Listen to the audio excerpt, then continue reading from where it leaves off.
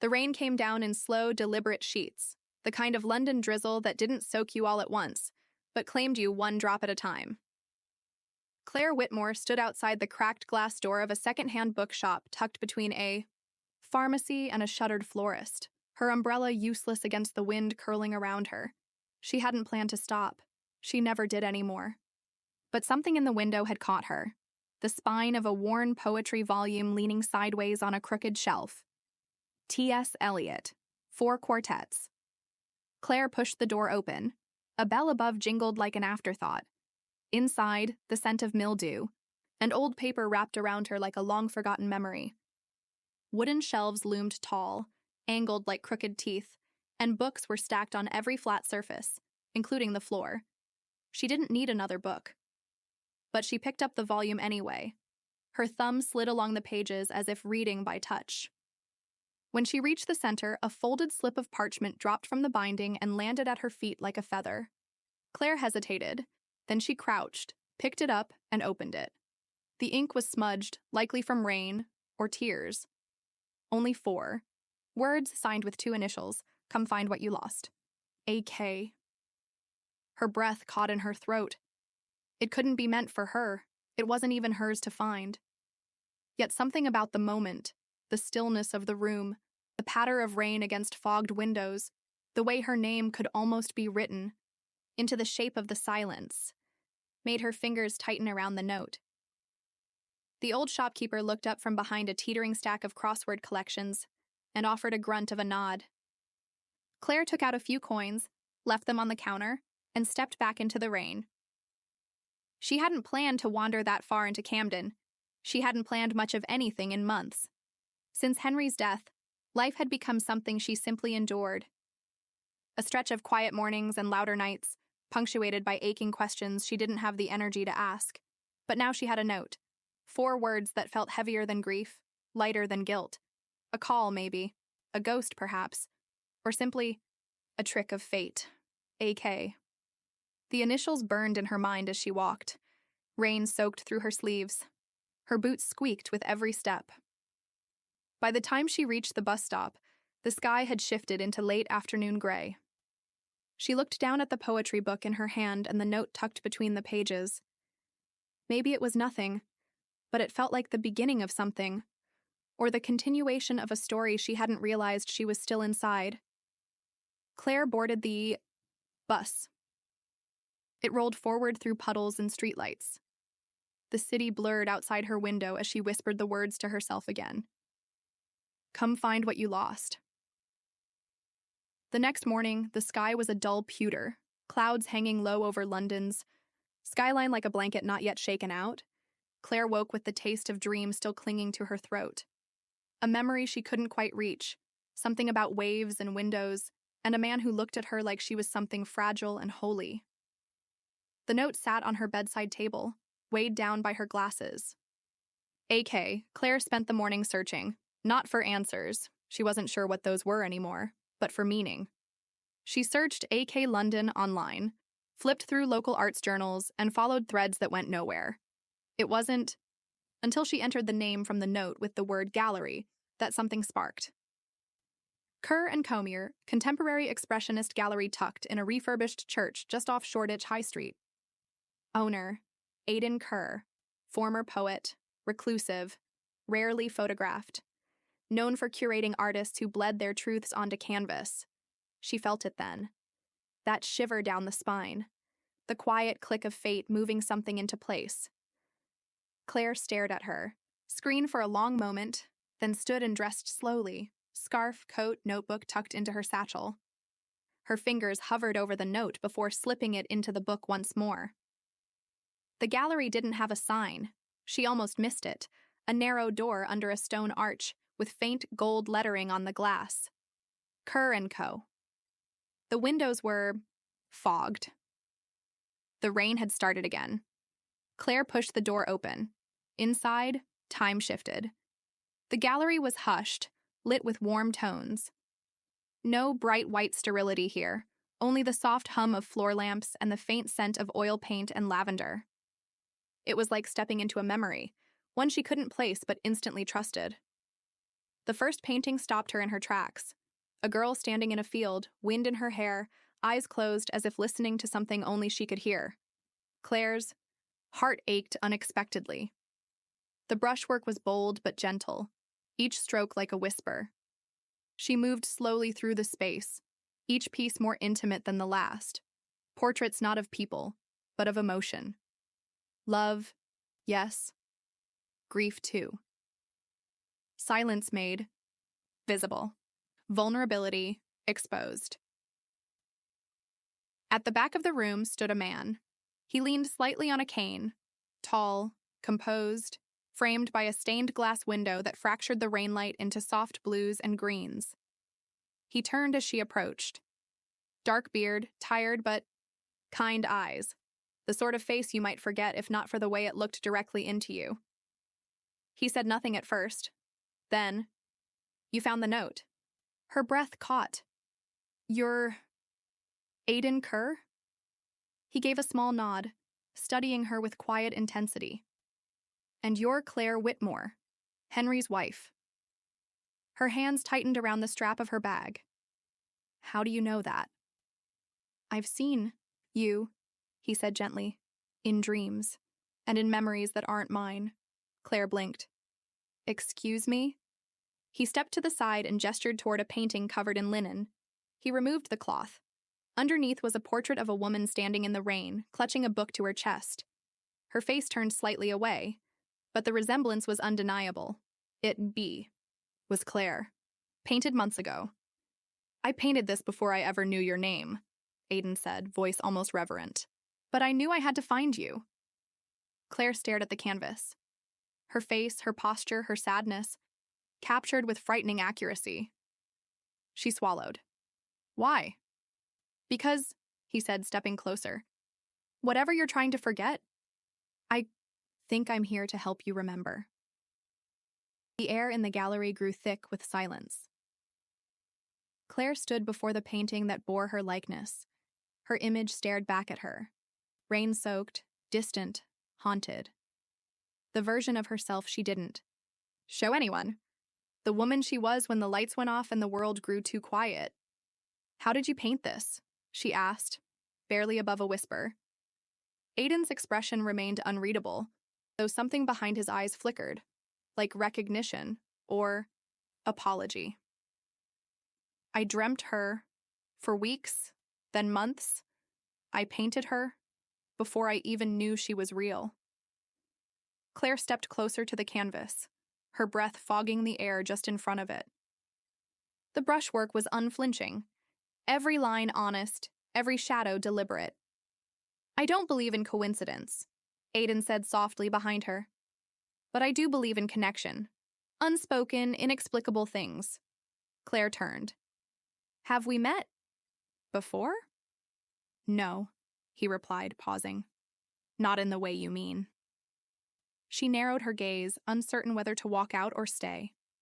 Part of her was drawn to the man who could paint her grief with such unfiltered truth. Another part screamed that this was madness. Aiden walked slowly toward a narrow hallway in the back. "Come with me, there's more." She followed. The hallway opened into a smaller gallery room, darker, more intimate.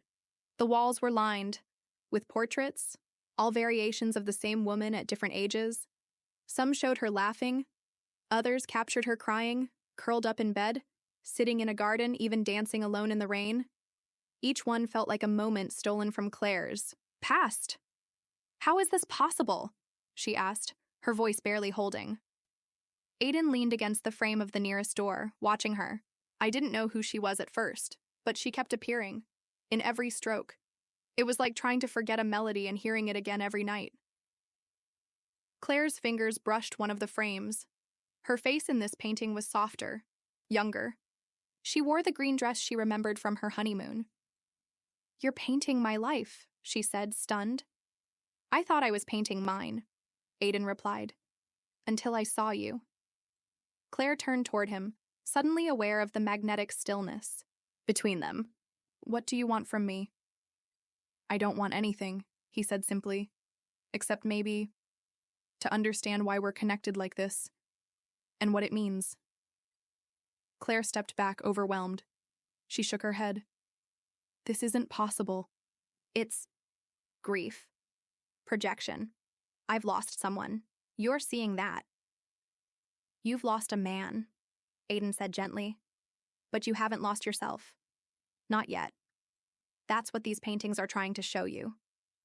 Claire's eyes stung. She hadn't cried in months. Not at the funeral, not in Oxford. Not even when she found Henry's last roll of undeveloped film tucked inside his camera bag. But now, inside this quiet gallery, standing before a stranger's portrait of her sorrow, she couldn't hold it back. A single tear slipped down her cheek. Aiden didn't move. He didn't reach for her. He simply watched with the reverence of someone who understood that witnessing mattered more than fixing. She whispered, I don't know why I came here.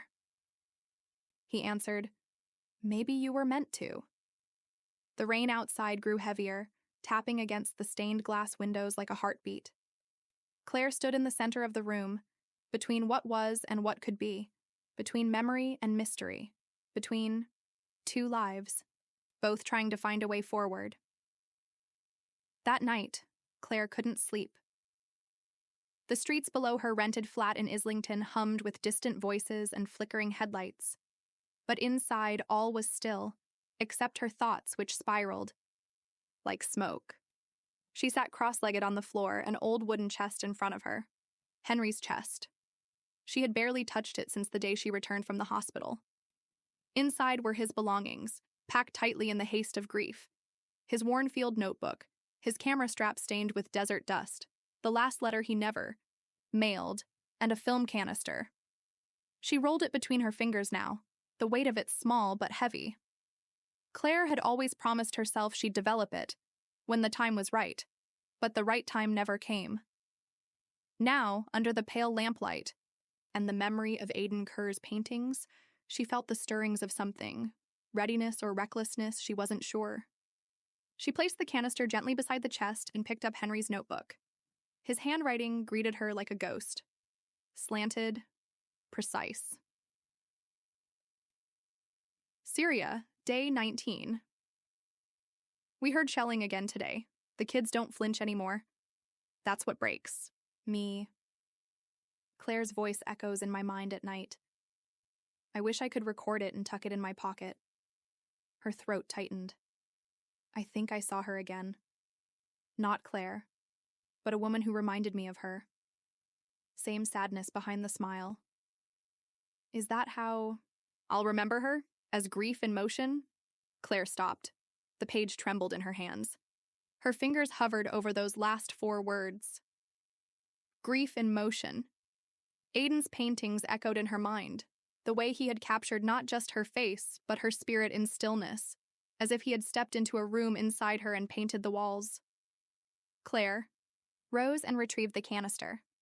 First thing in the morning, she'd find a place to develop it. She needed to know what Henry saw in those last days, what he left behind. The next day, she waited in a quiet cafe while the prints were processed. In a lab down the road. Rain scattered across the windows again, like the sky was determined to follow her everywhere. When the envelope arrived, she hesitated before opening it. Then slowly she flipped through the photos. Images of children playing in rubble, a woman, boiling water over a fire, a boy holding a torn soccer ball like a relic. And then, her breath caught. A shot of a man walking through a marketplace in Syria. He was holding a cane. Beard thick, tall, his back to the camera, but something about him was familiar. Claire stared. Her hands shook. She flipped to the next photo, a mural painted on the wall behind the man. Faded, barely legible. Come find what you lost. The same. Words from the note. Claire's vision blurred. It was impossible. A message? A premonition? Coincidence? She picked up her phone and, before she could talk herself out of it, texted the number Aiden had written inside the back cover of the poetry book he'd gifted her the day before. Claire, we need to talk. I think Henry saw you before he died. Aiden hadn't responded to her text. Not immediately. Claire kept her phone on the table all evening, screen face up, checking it between sips of lukewarm tea, her pulse dancing every time a notification buzzed. Finally, Just after 10 p.m., a message lit up Aiden. Meet me at the gallery tomorrow, noon. I want to show you something. It might explain everything. That night, Claire barely slept. When she arrived the next day, the gallery was locked, but the door opened when she knocked. Aiden greeted her with quieter eyes than before, like he had been sitting inside something difficult all night. He didn't offer tea this time, or pleasantries. He simply led her to the back gallery, where the air was somehow thicker, like the space itself was holding its breath. There was a single canvas on an easel, covered with a linen cloth. Aiden didn't look at her. This one wasn't. Meant for public view, he said. But I think it's time. He pulled the cloth away. Claire gasped. It was a portrait of a young girl, maybe 9 or 10, with a mess of dark curls, an open sketch pad in her lap, her eyes wide, and haunted. But the most chilling part was what was behind her. The same mural Henry had captured in Syria. Same wall. Same message. Same brushstrokes. Come find what you lost. She stepped closer. Who is she? Aiden spoke softly. Her name was Sophia. She was the daughter of a friend. We met her during a humanitarian art project outside Aleppo. She barely spoke, but she drew constantly. She was electric. He paused, voice tightening. She died 6 weeks later. I never told anyone, but before she passed, she drew me a picture. It was of you, standing in the rain, with this exact message behind you. Claire's eyes widened. Me? He nodded. She never met you, but she drew you over and over again. That's when the dream started. Claire stared at the painting, heart pounding. This was no longer coincidence. It was a thread that stretched across time, through war zones and graveyards, galleries and grief. She said, Aiden continued, that there would come a time when someone would need to remember something they thought was lost. That I would help them find it, and that when I saw her, I'd know. Claire touched the edge of the canvas. Her fingers trembled. And you think I'm her? I don't know what to think, he said. But I've stopped believing in accidents. The weight of it all, the mural, Henry's photo, Sophia's prophecy, folded over her like fog. She turned to Aiden. What is it I've lost? She asked. What am I supposed to find? His eyes didn't leave hers. Maybe it's not a what. Silence stretched between them. Maybe, he said, it's who. The next few days passed in a strange rhythm. Half dream, half dread.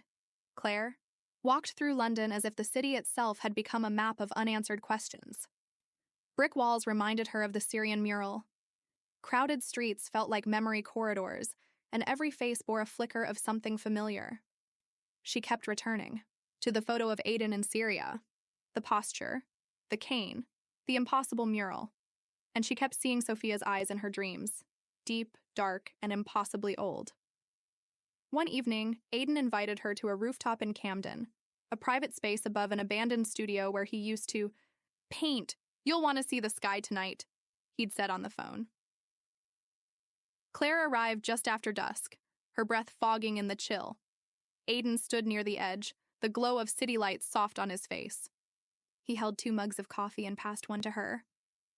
Watch, he said, nodding toward the east. Moments passed. Then, a shimmer, faint and barely visible at first. Then a streak across the darkened clouds, fast and jagged. A meteor, then another. Claire gasped. A meteor shower? He nodded. It happens only once every few years. The Draconids. I used to watch them with Sophia. Claire looked up, the light in her eyes reflected in the coffee's surface. Did she believe in signs? Aiden smiled faintly. She believed in stories, that every falling star was a thread being cut, or connected. Silence fell. Claire turned toward him. You think we're connected, you and me. I don't think, Aiden said. I feel it, in a way that doesn't make sense. But neither does a girl in a war zone drawing your face 3 years before we met. Claire exhaled. When Henry died, I stopped believing in magic, or fate, or anything invisible. And now? I don't know, she said honestly. I feel like the world's trying to speak to me and I've forgotten the language. Aiden looked at her with quiet depth. Then maybe we just need to listen differently. Another meteor streaked across the sky, brighter this time. The moment felt impossibly still. Claire whispered, I want to believe again. But it hurts. Hope hurts. He turned toward her, voice low. So does silence. Their eyes met. And, for the first time, Claire didn't look away. In that suspended breath between seconds, between stars and sorrow, something passed between them. Not love, not yet, but recognition. That they were no longer strangers to pain or to each other. They stood on the edge of the city, two people connected by a girl who had never lived long enough to speak her story, but who had painted it in stardust and canvas. And above them, the sky continued to fall. The next morning, Claire returned to her flat with a strange calm running beneath her skin. Like something inside her had shifted slightly, quietly. Not healed, not yet, but moved. She brewed tea, then opened the small wooden box where she kept Henry's letters, bundled in faded twine, edges soft with time. They smelled like old books and lavender. She hadn't read them in months, not since the funeral, but something about the night sky, the meteors, Aiden's quiet conviction. It called her back to these pieces of Henry, as if they might still whisper something she'd missed. She untied the bundle.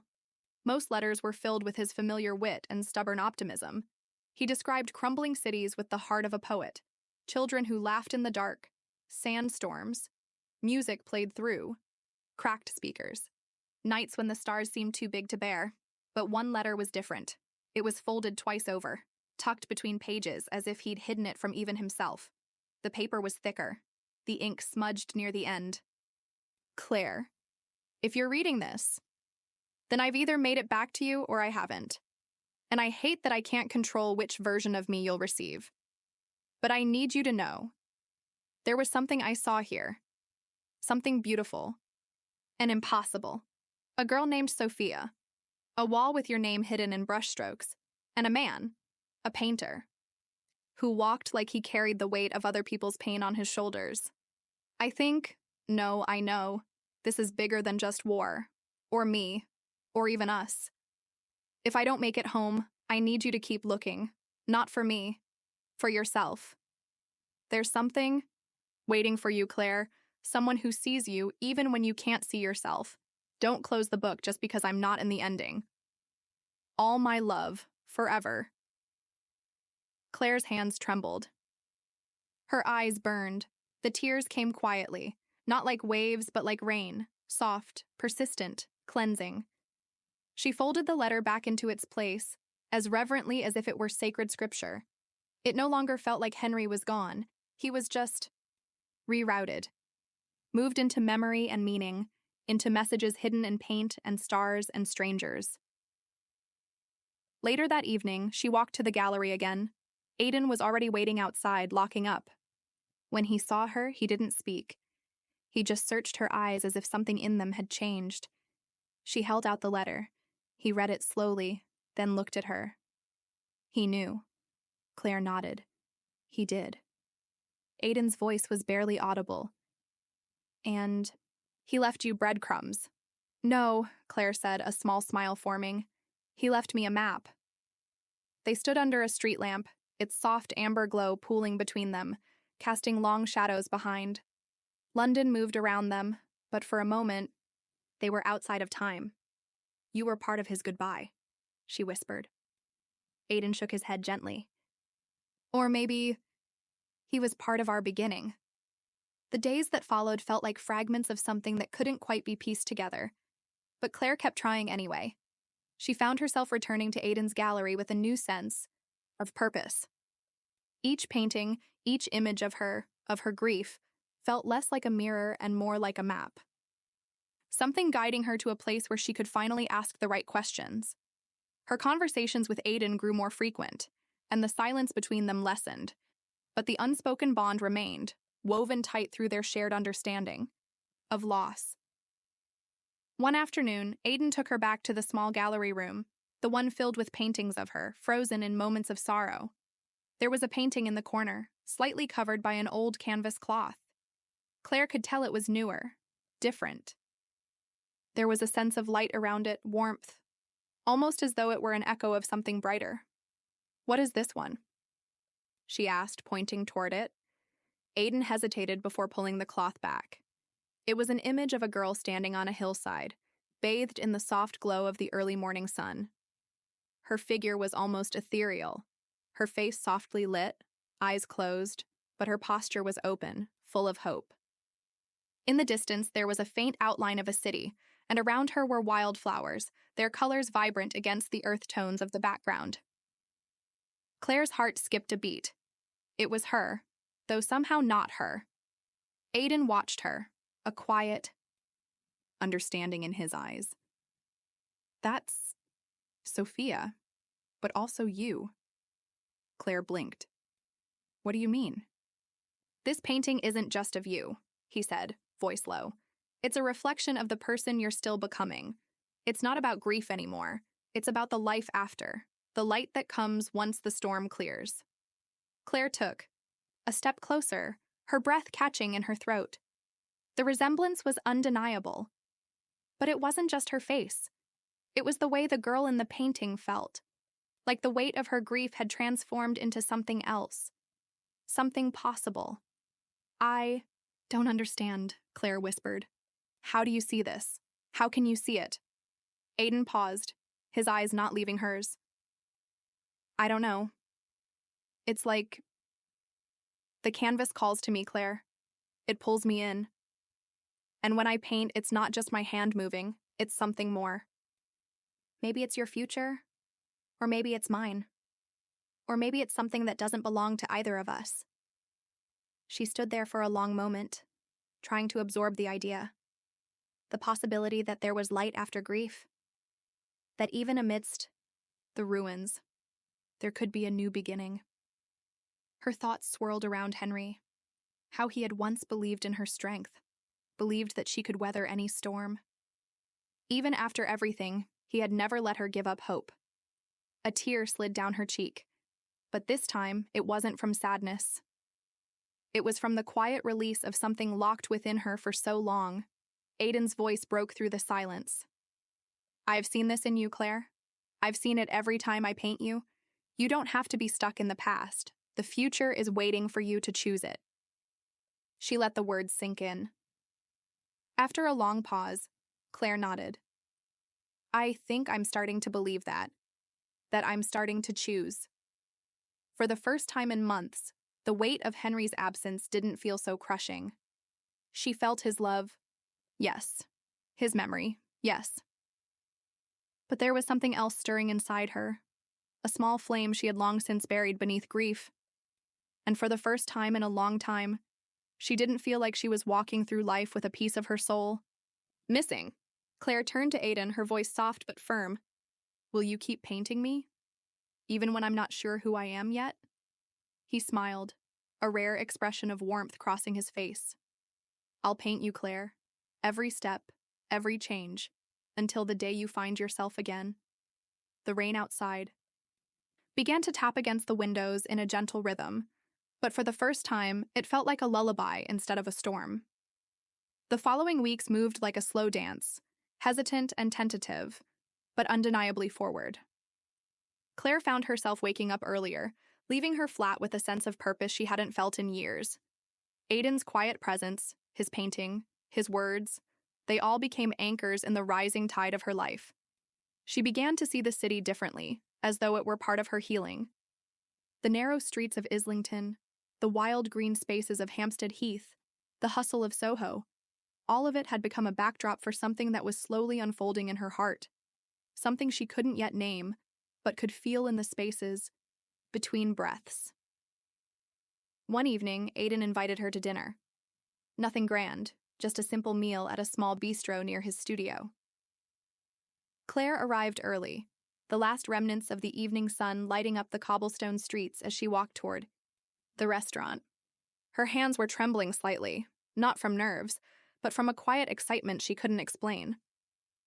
Every time she saw Aiden now, something inside her sparked. Not love. Not yet. But something close to it. The recognition of a kindred spirit, a connection deeper than friendship, but softer than anything she had experienced before. When Aiden walked into the bistro, he looked different. His usual intensity was softened, but there was a new warmth in his eyes, something steady and calm. He smiled at her, a real, unguarded smile, and Claire felt her heart skip a beat. They sat at a small corner table, and for the first time, it felt like they were no longer two people bound by grief, but two people sharing the same journey toward something new. "I've been thinking," Aiden said after the waiter brought them their wine. "Maybe it's time you stop being the person who's lost someone. Maybe it's time you start being the person who finds herself again."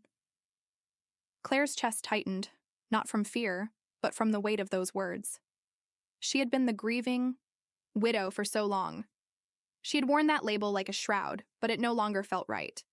It no longer felt like who she was. "I don't know how to do that," she whispered. "You don't have to know how," Aiden replied gently. "You just have to start, one step at a time." Claire looked down at her hands, her fingers tracing the rim of her wine glass. Her heart ached, not from sorrow, but from the slow, gradual unraveling of all the walls she had built around herself. Aiden's voice broke the silence. "It's not about forgetting, it's about finding new meaning in what you've been through. We all carry the past with us, but it doesn't have to define us." Claire nodded, her eyes meeting his. There was so much she wanted to say, so much she wanted to ask, but she was scared. Scared of the unknown. Scared of what might happen if she let herself hope again. But as the evening wore on, she felt something shifting inside her. Like a knot slowly loosening, piece by piece. She wasn't sure what the future held, but she wasn't as afraid of it anymore. And as they walked out into the cool night, the sky above them suddenly cleared. The stars shone brightly, like 1,000 tiny promises in the dark. Aiden turned to her, his voice quiet but steady. "What would it look like, Claire, if you let yourself believe again?" She looked up at the sky, a smile tugging at her lips. I think I'd start with the stars." Aiden smiled back, his hand brushing against hers in the softest of gestures. It wasn't a declaration. It wasn't a promise. It was just a moment. A quiet, simple connection. But for the first time in a long time, Claire didn't feel alone. The following days carried a strange sense of momentum, as though the universe itself had nudged her into a new phase of her life. Claire still found herself questioning the future, but it no longer felt like an abyss.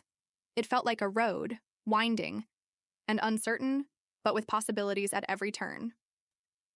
The gallery was a place of refuge now, where she would sit quietly, often lost in thought, looking at Aiden's latest pieces. They had stopped being just images of her. She saw now that they were more than portraits. They were stories. Each painting captured a moment of transformation, a glimpse of who she could be when she finally let go of the past.